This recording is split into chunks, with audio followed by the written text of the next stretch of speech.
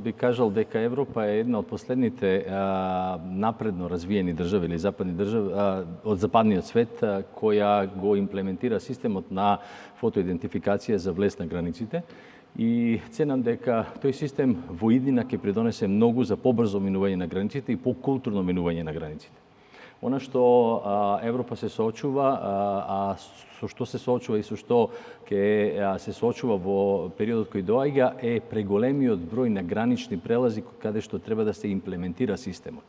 Задоснувањето со имплементацијата на новиот систем е точно заради огромниот број на прелази каде што треба да се имплементира новата мерка и ценам дека некој направил стратегија преку кои гранични прелази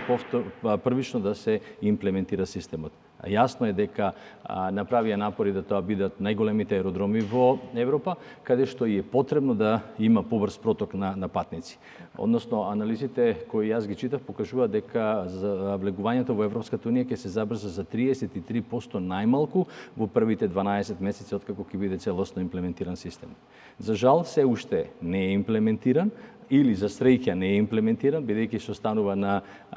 физичкото поминување на границите на Европската унија со покажување на пасош, ставање на печат и евиденција која би рекол се уште е климава. Кога кажувам климава, затоа што Европа немаше централизиран систем на водење на евиденција на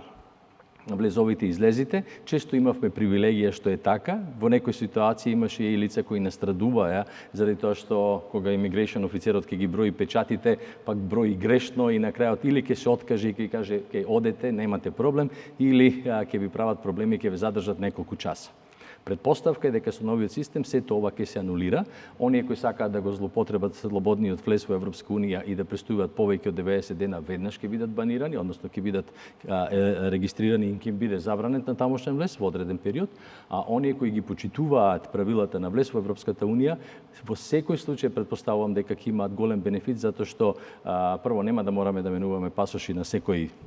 неколку месеци, тоа важи пред се за возачите или за нас кои почесто патуваме еднаш годишно, а од друга страна ќе биде покултурно влегувањето во Европска унија.